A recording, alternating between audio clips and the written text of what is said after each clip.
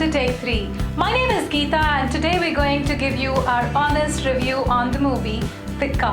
Thikka was released on 13th August under the banner Sri Venkateshwara Movie Makers. Sai Dharam Tej plays the role of a 25-year-old guy named Aditya, and he loves partying, flirting, enjoying life to the fullest and is directionless. He meets Anjali, played by Larissa, Bonesi, in a car accident and falls in love with her at the first instance. He starts following her and trying to woo her by all means, and very soon the lady falls in love with him in spite of the fact that she was supposed to get hitched with none other than Kishore, who plays the role of Jem. So the movie starts with all the news channels and media talking about the utter chaos created in the city in the last 24 hours by some unknown people or one individual person really not known. A liquor store set ablaze, a hotel being disrupted and left in utter chaos, a pandemonium created at a wedding hall, and a petrol bunk setting ablaze. The initial 3 minutes of the movie looks intriguing. One would not stop but wonder as to how can such destruction happen in 24 hours. Is this a terrorist activity or an Naxalite attack? We then meet Aditya, who's head over heels in love with Anjali. Anjali is a typical girlfriend who would want her boyfriend to get rid of all his bad habits, be sincere and be responsible. In this process, she puts a ban on Aditya's smoking habits, drinking habits, gambling, girlfriend, and even goes to the extent of putting his father in a rehab. Do you think any guy would do so much for a girl? Anjali tries to surprise our hero on his birthday, and unfortunately our hero does not remember his own birthday. Now that's a bit too much. I mean, who would not remember his own birthday? When she asks him to take a guess about the speciality of that particular day, he starts guessing if it was the first time they have met or if it was the date when they have proposed to each other, but does not remember his own birthday. And our heroine, Anjali, extremely upset that the guy does not remember his birthday, calls it quits and they break up. 2 years of their relationship is shown in 3 scenes and 1 song, and all of it comes to an end only because the guy does not remember the day. Now at this juncture we get to meet Aditya's best friend Stephen. Unfortunately the name is murdered and he is called Stephen throughout the movie. And a superior called Kapoor, played by Ali with a very fake wig, portraying his baldness, but it did not suit at all. And Kavita playing a seductive co-worker or a colleague of Aditya, who's always trying to lure in Ali for a promotion. And this role was played by Mumaid Khan. Ali would want to take an advantage of Mumaid's desperation to get promoted, and he wants to sleep with her. In the process of getting her promoted for his own advantage, he takes advantage of Aditya, and that is where the movie starts getting a little hectic and chaotic. And then you see Saptagiri and Tagubodh Ramesh enter the scene from nowhere. While repenting and regretting about the 2 years of relationship and time waste with Anjali, Aditya suddenly thinks about his father Rajendra Prasad, who was put in a rehab by Anjali. He wants to go and rescue his father and jumps the wall. On the other hand, Rajendra Prasad, along with his girlfriend Kamala, also escapes the rehab and meets Aditya. Kamala was played by Vijay Bani. It's none other than MTV Roadies fame Vijay Bani. She plays the daughter of a Don, the Don who trades drugs, and she herself gets abused by drugs and ends up in a rehab. She's shown as a strong woman with a great background.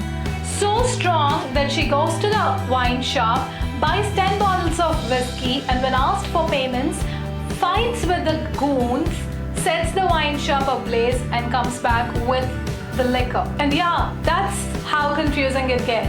Sadhu, another bad guy in the movie, played by Ajay, thinks that Kamala is dead as per his plan along with her father in the flashback. But when he gets to know that she is alive and she set his wine shop ablaze, he has this dire desire to kill her immediately. His psychopathic character falls flat and looks very disintegrated. The movie takes you back to Aditya and his family and friends. All these guys try to celebrate Aditya's birthday party, and his friends, in an attempt to gift him something extremely nice, calls for an escort who is Padma, a transgender, and she is the love interest of Jayant. Yes, you heard me right. She is the love interest of Vanilla Kishore. While everybody is partying, they get drunk so much and they go on the roads and eventually land up at Anjali and Jayant's wedding mandap. Yes, you heard me right. Wedding mandap of Anjali and Jayant. And when Aditya is trying to ask Anjali to get out of the mandap, he receives a call and Anjali is waiting at their routine spot waiting for him because she writes a letter about her plan, and the letter in the bar sequence was misread by Steven, not realizing that they really like each other. Isn't it confusing? You know what's happening, right? Do you feel like pulling your hair out? Wait, hold on. We still haven't told you about the petrol bunk episode and the utterly disrupting climax. In the super climax scene, you would see 5 women in burqa being traded by 5 different sets of people. Yes, you know what happens when a group of drunkards plan such complicated business, right? That's the climax for you. Oh wait, before we end this, I haven't spoken about Mannara Chopra.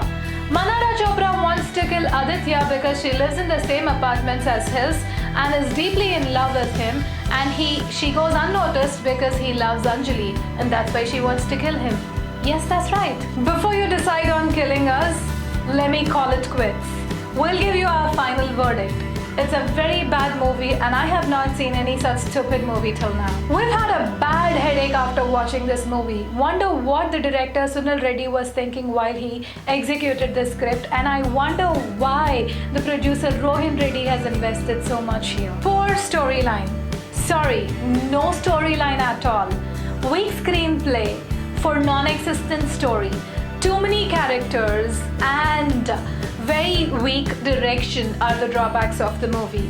Mediocre acting from the leads is definitely something that we have to look for. Larissa falls flat. I'm sure she has to go back to acting school. Mannara had limited chance to act and no clue as to why her character was embedded in the movie. The movie minus Mannara is also equally confusing, so there's no big deal about her role. Sai Dharam Tej was much better in his previous movies.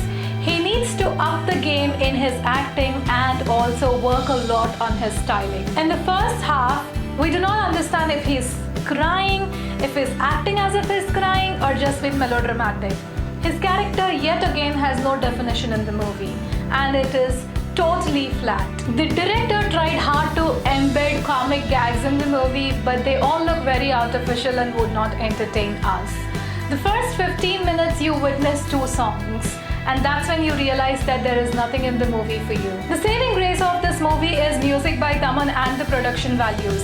We were very disappointed with this movie, and we would not recommend anybody watching this even on a TV screen. Sai Dharam Tej, it's time you up your game and choose scripts wisely. That's about Thikka. Please do not forget to hit like, share this video and subscribe to our channel. Keep watching for many more reviews.